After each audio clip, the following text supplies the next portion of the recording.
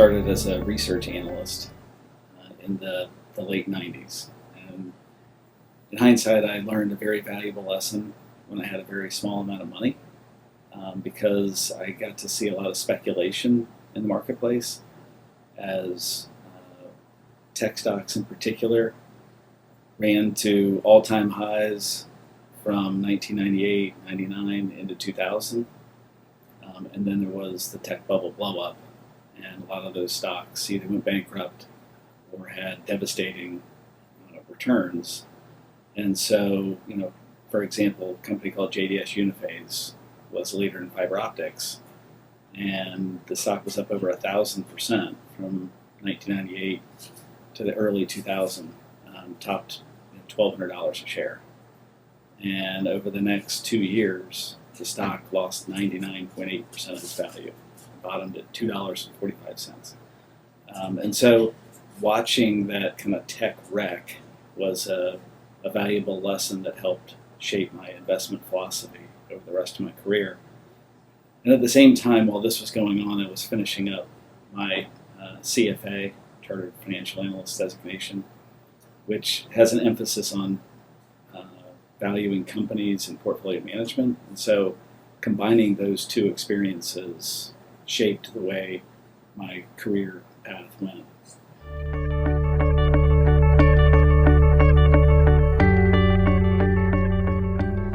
Well, I've always been really good with numbers. And, when people would ask me what I do, and I would say, oh, I'm a financial analyst, and I read about companies, and 90% of my day is spent reading research and income statements and balance sheets, people would just say, wow, that sounds so boring. But I was fascinated by it because every day I got to learn about a new company, a new industry, something I had never heard of before.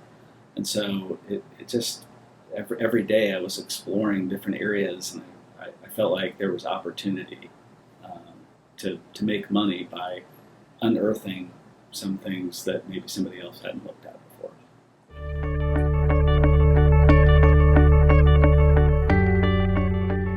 So I think one of the things that I learned through the early stages of my career was that losses can be as or more important than gains. So trying to avoid devastating losses in portfolios, whether it's an individual stock in a managed portfolio or just across an account in general. And so we had a philosophy that focused on companies that pay and raise dividends over time, because we had empirical data that said those types of companies not only outperform, but they hold up better in bad markets. And ultimately, if you can not be down as much as the market in those difficult times, you're less likely to make a bad decision. And so really, to compound money over time and beat the market through cycles, having losses that are lower is better. So we had dividend growth, and then we liked growth, but we didn't want to pay any price for it. So we were focused on what we called growth at a reasonable price, or quality at a reasonable price. And those two philosophies were also held by John. And so he has implemented those in his book of business over the years. So when we partnered together a few years ago, we took those two philosophies and tried to create a more tax-efficient way to implement those strategies for clients.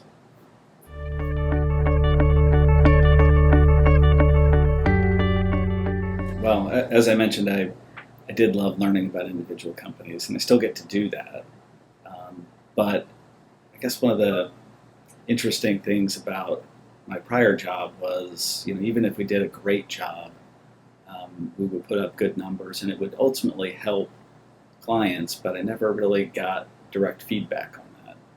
And switching over to the advisory side, I get to talk to clients every day, and it's not always about an individual stock and trying to help them make money on an individual investment, but I get a broader or have a broader conversation with them about what their goals are, and a feeling like I'm helping that person instead of just reporting a number.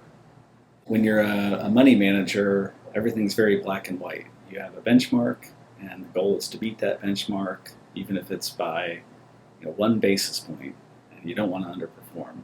And you're given a pat on the back if you're down 19% and the benchmark's down 20.